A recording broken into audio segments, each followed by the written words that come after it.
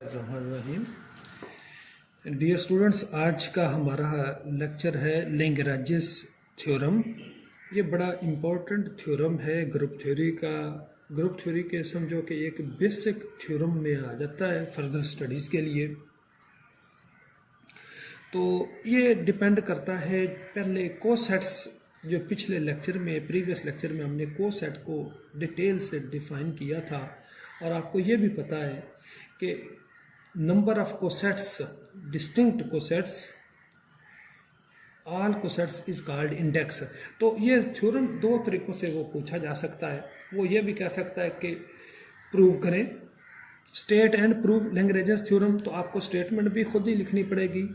Statement ये है कि the order and index of a subgroup divide the order of finite group, यानी group का order finite होना चाहिए, इनफिनाइट नहीं होना चाहिए। बात समझ आई? तो अब हम इसको प्रूव करते हैं। बड़ा ही सिंपल प्रूफ है। इसके लिए आपको पहले कोसेट और उसके जो पिछला लेक्चर मैंने आपको बताया है उसको आपने ज़हन में ज़रा रखना है। कोसेट क्या आता है और इंडेक्स क्या है मैं आपको फिर बता देता हूँ। इंडेक्स है कि number of all distinct cosets of a subgroup is called index of that group in subgroup in group G। तो हम सपोज कर लेते हैं कि let G be a group of order n। यहाँ भी ग्रुप से मुराद कि ये फाइनाइट ग्रुप है, तो ऑब्वियसली n भी फाइनाइट हुआ। And suppose H be the सब ग्रुप। ये सब ग्रुप किसका है? G का होना चाहिए, यानी subgroup of G। And its order यानी order of H is M।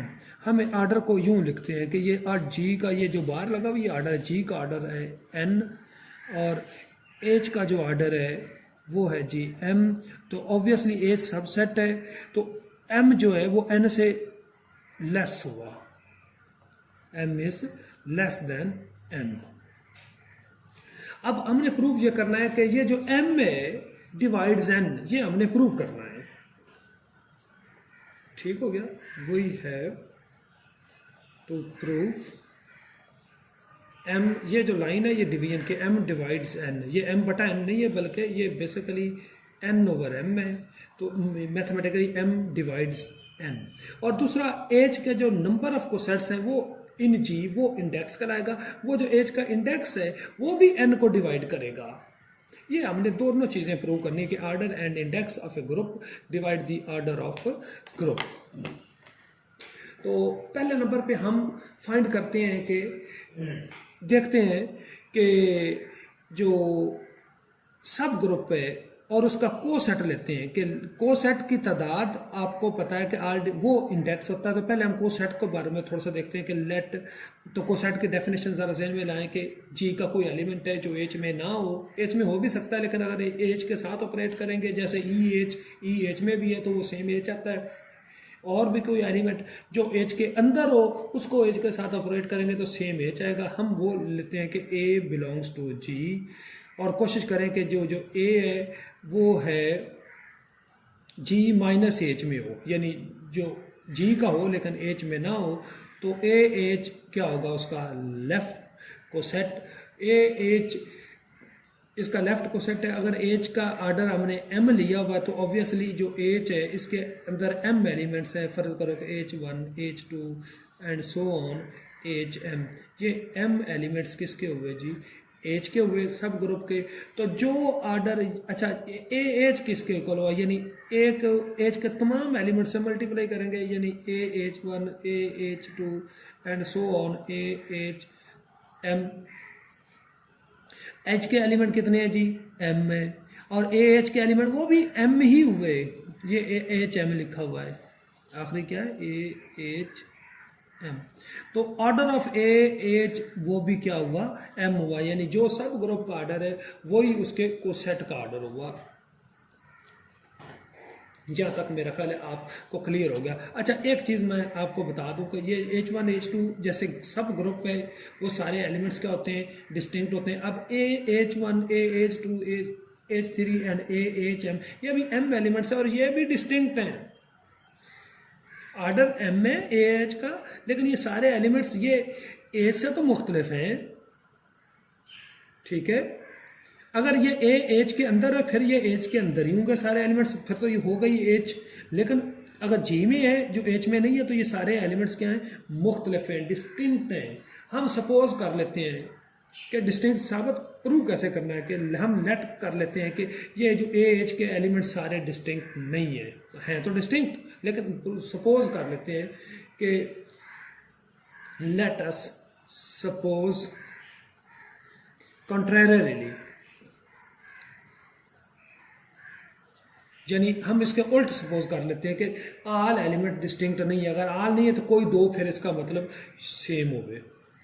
कि हम फर्ज कर लेते हैं कि कोई दो एलिमेंट्स लेते हैं कि ए एच आई और ए एच जे, यानी 1 2 3 आई और जे कोई एलिमेंट्स हैं कि ये बिलोंग्स टू ए एच है। और ये अगर डिस्टिंक्ट नहीं है, हमने कर लिया कि सेम है, तो A H I equal to A H J, ये अगर सेम है जिसमें I is not equal to J, तो कैंसिलेशन ला से ए तो कैंसिल हो गया, H I equal to H J हो गया जी।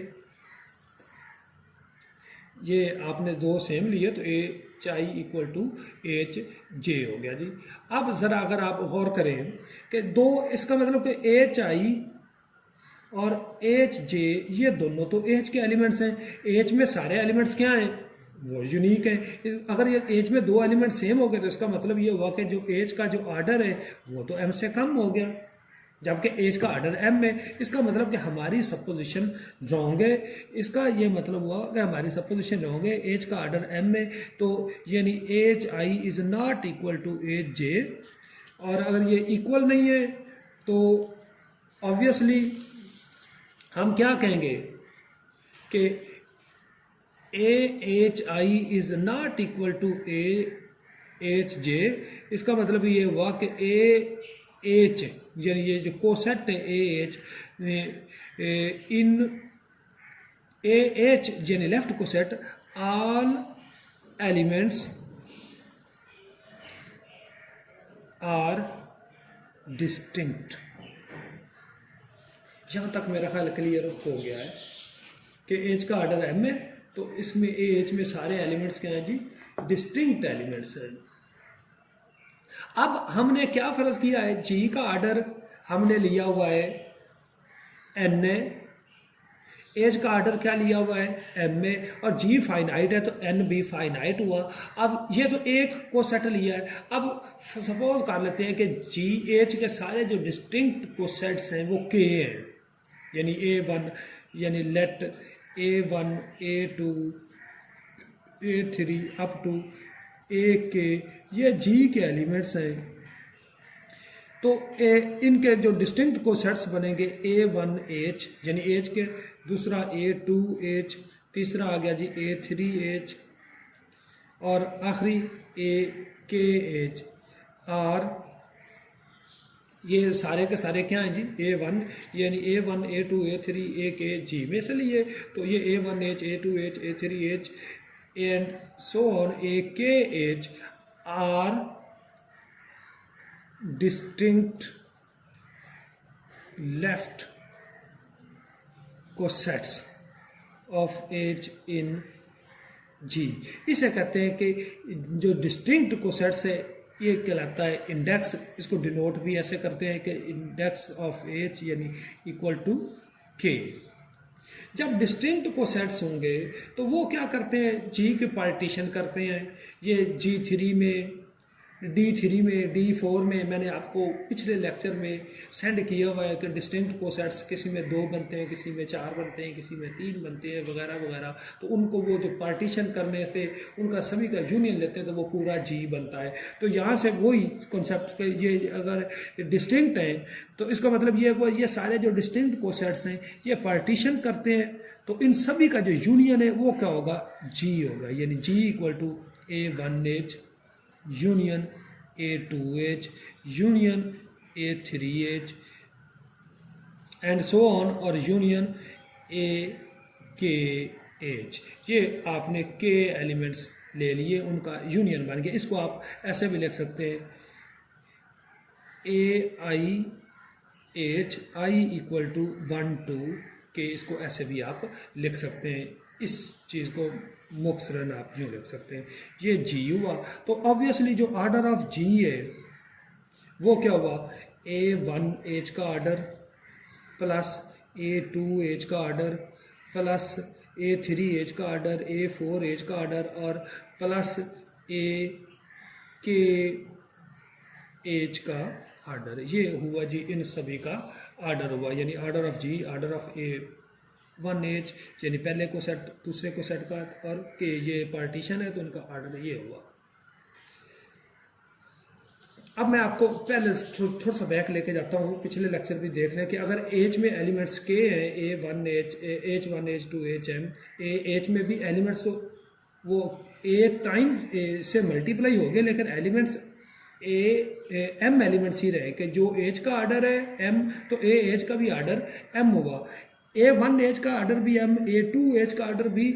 आप देखते हैं अब यहाँ पे A1 इसका भी आर्डर M, इसका भी आर्डर M, इसका भी आर्डर M, ये सभी का आर्डर M होगा। और G का आर्डर तो वैसे हमने क्या लिया हुआ था, वो N है।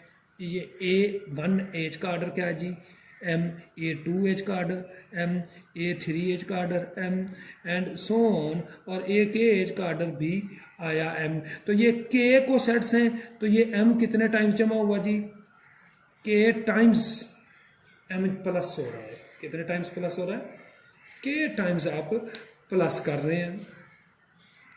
अब इसको आप क्या लिख सकते हैं, जब जो K टाइम्स आपका प्लस हो रहा है तो इसको आप ज़रा देखें कि इसे आप KM नहीं लिख सकते, K टाइम्स M जमा हो रहा है तो ये किसके इक्वल हुआ जी, KM के इक्वल हो गया। अब यहाँ से क्लियरली पता चल रहा है कि M किसके इक्वल हुआ, N ओवर K, यानी M is dividing the order, N is the order of group, M is the order of सब ग्रुप, K कोई नंबर है, यहाँ पे K इंडेक्स है, तो M is dividing N and K जो है वो किसके इक्वल हुआ, N ओवर M, यानी K इंडेक्स हो गया H का, वो भी N को डिवाइड कर रहा है। तो यानी ये आर्डर डिवाइड कर रहा है सब ग्रुप का, ग्रुप के आर्डर को, और ये इंडेक्स डिवाइड कर रहा है सब ग्रुप के, सब ग्रुप का जो इंडेक्स है वो N ओवर M, ये दोनों डिवाइड कर रहे हैं। तो यानी ये प्रूव क्या हुआ, आपका थ्योरम प्रूव हो गया कि order and index divide the order of group. I hope कि आपको समझ आ गई होनी है। Thank you ji.